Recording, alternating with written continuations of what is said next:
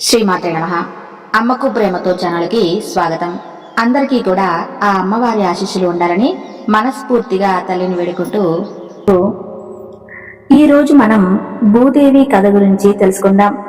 భూదేవి కథ వింటే చాలు భూములు ఇల్లు కొంటూనే ఉంటారు. మనల్ని భరించేది భూదేవి, పంచభూతాత్మకమైనది భూదేవి. ఆమె రుణాన్ని ఎన్ని జన్మలెత్తినా తీర్చుకోలేము. కానీ జీవితంలో ఒక్కసారైనా భూదేవి కథను వింటే చాలు.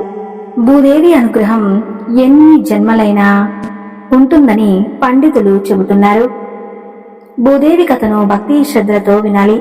మీరు భూదేవి కథను వినకపోతే మీరు మరణించిన తరువాత స్వర్గానికి వెళ్ళినా నరకానికి వెళ్ళినా అక్కడ మీకు నిలబడడానికి కాస్త చోటు కూడా ఉండదు. అందుకోసమైనా భూదేవి కథను ఒక్కసారైనా సరే వినాలని పండితులు చెబుతున్నారు. మరి ఆ కథ ఏమిటో ఇప్పుడు మనం ఈ వీడియోలో తెలుసుకుందాం. అంతకన్నా ముందు ఈ వీడియో నచ్చితే లైక్ చేసి షేర్ చేయండి. అలాగే మా ఛానల్ని సబ్స్క్రైబ్ చేసుకుని మాకు సపోర్ట్ చేయండి. ఇక వీడియోలోకి వస్తే, పూర్వం ఒక ముసలి అవ్వ తన 4 కొడుకులు కోడలతో నివసిస్తూ ఉండేది. ఆ అవ్వకు దానగుణం ఎక్కువ. అలా దానాలు చేసి చేసి చివరకు తాను చాలా పేదరాలు అయింది. అయినప్పటికీ తన ఇంటి ముందుకు ఎవరు వచ్చినా ఏమీ లేదని పంపించేది కాదు. తనకు ఉన్నదానిలోనే ఎంతో కొంత దానం చేసేది. ఇది పెద్ద కోడలికి తప్ప మిగిలిన కోడలకు నచ్చేది కాదు. అవ్వ పెద్ద కోడలికి అత్తగారంటే చాలా ఇష్టం. పెద్ద కోడలు అవ్వ ఏమి దానం చేసినా ఒక్క మాట కూడా అనేది కాదు. చాలా మంచిది. ఇక అవ్వ విషయానికి వస్తే, అవ్వ కూడా చాలా మంచిది. అందరి కోడళ్లను సమానంగా చూసేది. అయితే అవ్వ చేసే దాన ధర్మాల గురించి, పుణ్యకార్యాల గురించి నారదుడు ధర్మరాజుకు చెప్పాడు. నారదుడు ధర్మరాజుతో ఇలా అంటాడు: భూలోకంలో ఒక అవ్వ నీకు మించిన దాన ధర్మాలు చేస్తుంది. దాని కారణంగా ఆమెకు పదవిని ఇవ్వవలసిన పరిస్థితి రాబోతుంది అని పుల్లవేశాడు నారదుడు. ఆ మాటలు విన్న ధర్మరాజు, ఏంటి, నాకన్నా అవ్వ ఎక్కువ దానాలు చేసిందా? ఎవరు ఆమె ఎవరో తెలుసుకొని, ఆమె తనకంటే ఏ విషయంలో గొప్పదో తెలుసుకొని రమ్మని ధర్మరాజు యమధర్మరాజుకు భూలోకానికి పంపించాడు.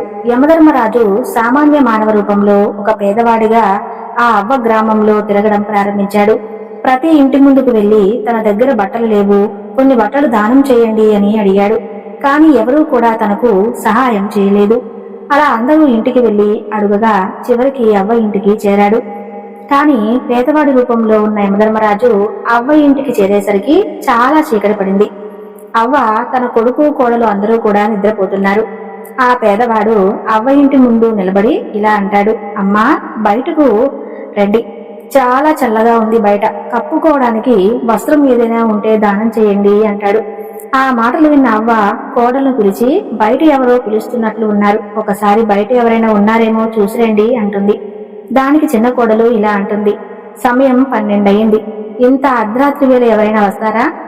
మీకంటే ఎలాగో నిద్ర రాదు, కాబట్టి మీరే స్వయంగా వెళ్లి బయట ఎవరు ఉన్నారో చూడండి, ఎందుకని మా నిద్రను చెడగొడుతూ ఉన్నారు అంది. ఆ మాటలు విని అవ్వ బయటకు వెళ్లిపోయింది. ఇంతలో పెద్ద కోడలు వచ్చి, ఆగండి అత్తయ్య, నేను వెళ్లి చూస్తాను అంటుంది. మిగతా కోడలు గదిలోకి వెళ్లిపోతారు. పెద్ద కోడలు బయటకు వెళ్లి చూస్తుంది. అక్కడ పేదవాడి రూపంలో ఉన్న యమధర్మరాజు ఇలా అంటుంది: ఎవరండి మీరు? ఇంత రాత్రి వేళ ఎక్కడ ఏం చేస్తున్నారు? మీకు ఏ సహాయం కావాలి అని అంటుంది. దానికి ఆ పేదవాడు, అమ్మా, నాకు చాలా చలిగా ఉంది, దుప్పటి ఏదైనా ఉంటే దానం చేసి పుణ్యం కట్టుకో తల్లి అంటాడు. అప్పుడు పెద్ద కోడలు, ఒక్క నిమిషం ఇక్కడే ఉండండి అని చెప్పి తన అత్తగారి దగ్గరికి వెళ్లి అతను చెప్పింది అంతా కూడా చెబుతుంది. దానికి అవ్వ పెద్ద కోడలితో ఇలా అంటుంది: సరే, అయితే తనకు మీ మామగారు కప్పుకున్న కంబలిని ఇచ్చి మీ మామగారికి నా దుప్పటిని ఇవ్వు. మనం ఎలాగో కిటికీలు తలుపులు వేసి పడుకుంటున్నాం కాబట్టి అంతగా చలివేయదు అంటుంది. ఆ మాటలు విన్న పెద్ద కోడలు, సరే అత్తయ్య అని చెబుతుంది. పేదవాడికి తన మామయ్య కప్పుకున్న కంబలిని ఇస్తుంది. పెద్ద కోడలు ఇంట్లోకి వెళ్లిపోయింది. అందరూ నిద్రించారు. పేదవాడి రూపంలో ఉన్న యమధర్మరాజు ఆ కంబలిని తీసుకుని అక్కడ నుండి కొంచెం దూరం వచ్చి యముడి రూపంలోనికి మారి ధర్మరాజు వద్దకు వెళ్ళాడు.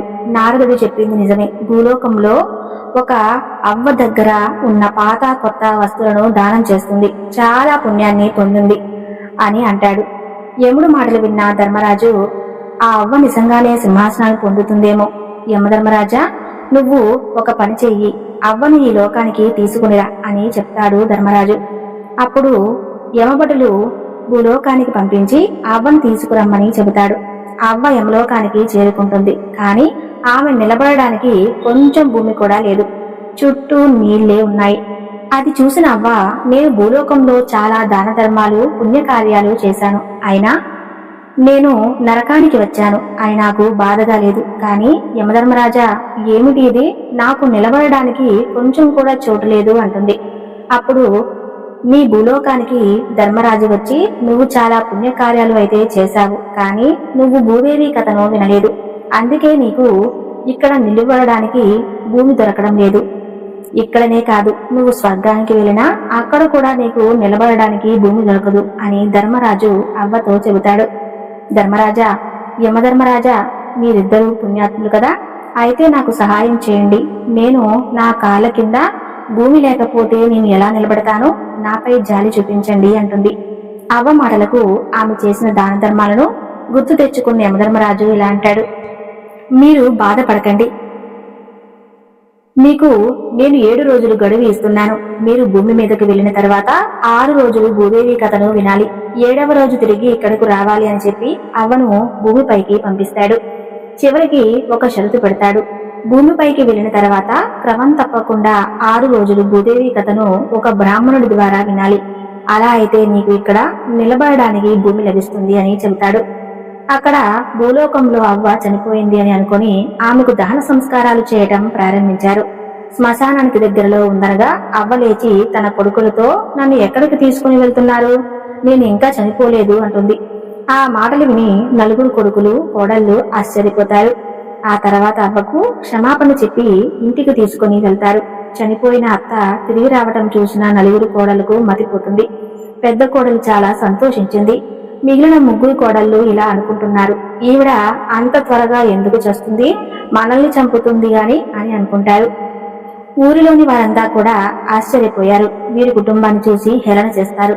ఆ తర్వాత అవ్వ తన 4 కోడలను కొడుకులను పిలిచి, నేను ఇంకా 7 రోజులు మాత్రమే ఈ భూమి మీద ఉంటాను. నిజానికి నేను రాత్రే నేను చనిపోయాను అని చెప్పి యమలోకంలో జరిగిందంతా కూడా చెప్పి తను భూమి మీదకు రావడానికి గల కారణం కూడా చెప్పింది. అవ్వ మాటలు విన్న కొడుకులు కోడళ్ళు, పెద్ద కోడలు తప్ప ఈవిడికి పిచ్చి పట్టిందా ఏమిటి, ఏదో పీడకల వచ్చి ఉంటుంది, దానికి ఇంత పెద్ద పంచాయతీ పెట్టాలా అంటారు. కొడుకులు కూడా ఆమె మాట వినలేదు. అప్పుడు అవ్వ, దయచేసి నా మాట నమ్మండి, ఇంకో 7 రోజుల్లో నేను మళ్ళీ చనిపోతాను. నేను 6 రోజులు క్రమం తప్పకుండా భూదేవి కథను వినాలి, నాకు సహాయం చేయండి అని ప్రాధేయపడింది. దానికి పెద్ద కోడలు ఇలా అంటుంది, అత్తగారు చెప్పేది నిజమైనా అబద్ధమైనా ఏమవుతుంది, భూదేవి కథ వింటే పుణ్యమే కదా అంటుంది. పెద్ద కోడలు తన భర్తను పిలిచి, మీరు వెంటనే వెళ్లి ఒక బ్రాహ్మణుని పిలిచిరండి అంటుంది. మిగిలిన 3 కోడళ్ళు చేసేది ఏమి లేక చూస్తూ ఉన్నారు. చిన్న కోడలికి మాత్రం తన అత్తపై తోటి కోడలపై కోపం రోజు రోజుకు పెరిగిపోతుంది. బ్రాహ్మణుడు ఇంటికి వచ్చి భూదేవి కథను చెప్పాడు. అలా క్రమం తప్పకుండా అవ్వ ఇంటిలో 6 రోజులు భూదేవి వ్రత కథను చదివించారు. ఇక 7వ రోజు ఉదయాన్నే అవ్వ నీటితో నింపిన చెంబును, దారమును, 5 రూపాయలను, బెల్లాన్ని తీసుకుని కొడుకు కోడలను పిలిచింది. మీరందరూ కలిసి నాతో రావి చెట్టు వద్దకు రండి, అక్కడ భూదేవి కథను చివరిగా విందాం అంటుంది. ఈ రోజు నేను మీ అందరినీ విడిచి వెళ్లిపోతాను, రేపు తెల్లవారేసరికి ఈ లోకాన్ని వదిలేస్తున్నాను అని చెబుతుంది. ఆ మాటలు విని కొడుకు కోడలు ఏమీ మాట్లాడరు, నిస్సహాయంగా చూస్తూ ఉంటారు. బ్రాహ్మణుడు అవ్వ తన 4 కొడుకు కోడలు రావి చెట్టు వద్ద భూదేవి కథ వింటారు. కథ పూర్తయిన తర్వాత అవ్వ లేచి తనతో తెచ్చుకున్న నీటిని రావి చెట్టు మొదట్లో పోసి కోడలను దారం ఇచ్చి చెట్టు కట్టమని చెప్పింది. బెల్లాన్ని రావి చెట్టు మొదట్లో పాతిపెట్టి, అమ్మా భూదేవి, నేను చేసిన ఈ వ్రతాన్ని స్వీకరించు, నేను చేసిన పాపాలను క్షమించు, నాకు నిలబడడానికి భూమిని ఇవ్వు అని భూదేవిని మొక్కుతుంది. అందరూ కలిసి ఇంటికి వెళతారు. అవ్వ తన కొడలతో ఇలా ఉంటుంది, ఈ రోజు నా చివరి రోజు, నాకు నవకాయ వంటలు చేసి పెట్టండి, నేను ఆనందంగా ఇక్కడి నుండి వెళ్లిపోతాను అంటుంది. దానికి చిన్న కోడలు ఇలా అంటుంది, ఏమైందని మీకు నవకాయ వంటలు చేయాలని, అన్ని దానాలు పూజలు వ్రతాలు చేసి మమ్మల్ని కటిక పేదవారిని చేశారు, మీరు ఏదో నిజంగానే చనిపోతారని మేము నమ్మి మీకు ఇన్ని సేవలు చేస్తూ ఉన్నాము. మీరందరూ ఏది చెప్తే అది గుడ్డిగా నమ్ముతున్నారు అని అందరిపై విరుచుకుపడుతుంది. పెద్ద కోడలు ఇక చాలు ఆపు, నువ్వు ఏమీ మాకు సహాయం చేయనవసరం లేదు. అత్తయ్య, మీకు నేను నవకాయలు చేసి పెడతాను, ఎవరు నన్ను ఆపుతారో చూస్తాను అంటుంది పెద్ద కోడలు. ఒకసారి ఇంటికి వెళ్లి ఒక్కో పదార్థం తెచ్చి వంట చేస్తుంది. అందరినీ పిలిచి భోజనం చేయమంటుంది. కానీ చిన్న కోడలు తినదు. అప్పుడు అవ్వ, రేపొద్దున్నే నేను వెళ్ళిపోతాను, ఈ ఒక్కరోజు నాతో కలిసి భోజనం చేయరా తల్లి అని చిన్న కోడల్ని పిలుస్తుంది. ఇష్టం లేకపోయినా అందరితో కలిసి భోజనం చేస్తుంది కోడలు. అవ్వ తన చివరి రోజులు ఆనందంగా గడుపుతుంది. ఇక ఆ రోజు రాత్రి యమదూతలు వచ్చి ఆమెను యమధర్మరాజు వద్దకు తీసుకుని వెళ్తారు.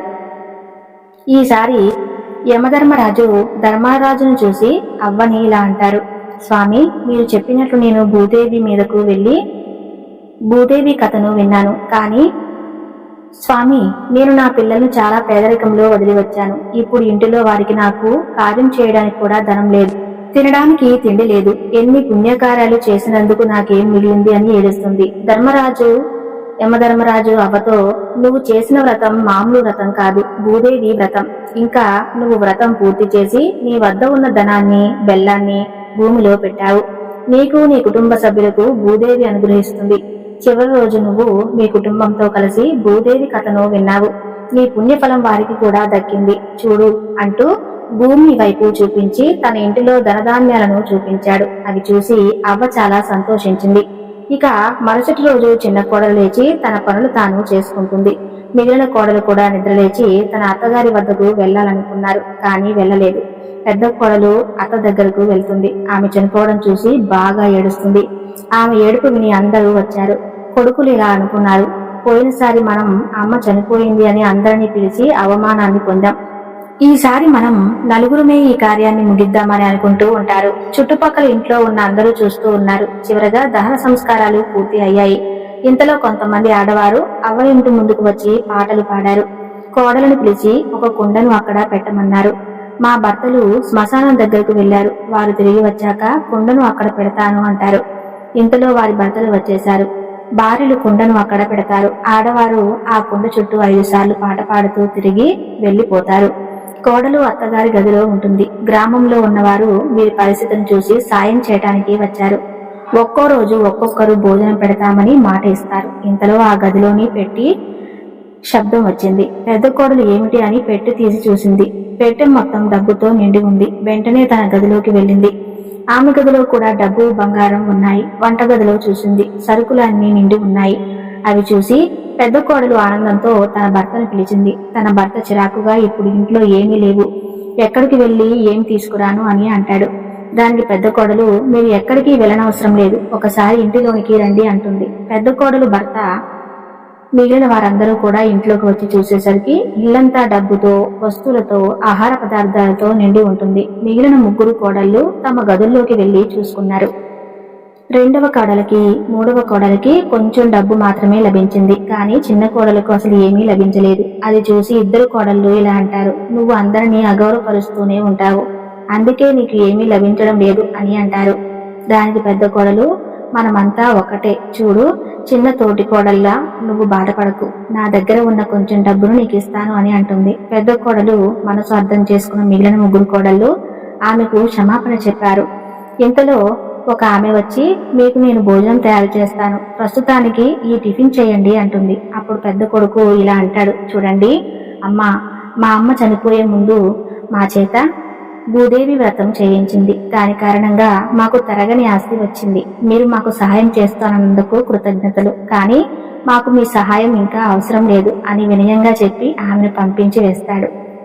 వారికి సిరి సంపదను ప్రసాదించేందుకు తమ తల్లికి, భూదేవికి కృతజ్ఞతలు చెప్పుకున్నారు. వారందరూ కూడా వారి తల్లిలాగానే ఎన్నో దాన ధర్మాలు, పుణ్యకార్యాలు చేయాలని అనుకున్నారు. ఇదంతా చూసిన అవ్వ చాలా సంతోషించింది. చిన్న కోడలతో వచ్చిన మార్పును చూసి ఆనందించింది. ఇంతలో అక్కడకు పుష్పక విమానం వచ్చింది. అవ్వ ధర్మరాజు వంక చూసింది. నువ్వు చేసిన పుణ్యకార్యాలకు స్వర్గలోకానికి వెళ్లే అర్హత పొందావు, ఆనందంగా స్వర్గలోక సుఖాలను అనుభవించు అని అవ్వను స్వర్గంలోనికి పంపించాడు. అవ్వ తన కుటుంబానికి భూదేవి వ్రత విలువ తెలిపింది. కాబట్టి మీరు ఎన్ని దాన ధర్మాలు పుణ్యకార్యాలు చేసినా ఖచ్చితంగా భూదేవి కథను వినాలి. ఈ కథ భక్తి శ్రద్ధలతో విన్నవారికి భూదేవి అనుగ్రహం కలుగుతుంది. ఇల్లు భూములు కొంటూనే ఉంటారు. చూశారు కదా, ఈ వీడియో నచ్చితే తప్పకుండా లైక్ చేసి మన ఛానల్ ని సబ్స్క్రైబ్ చేయండి.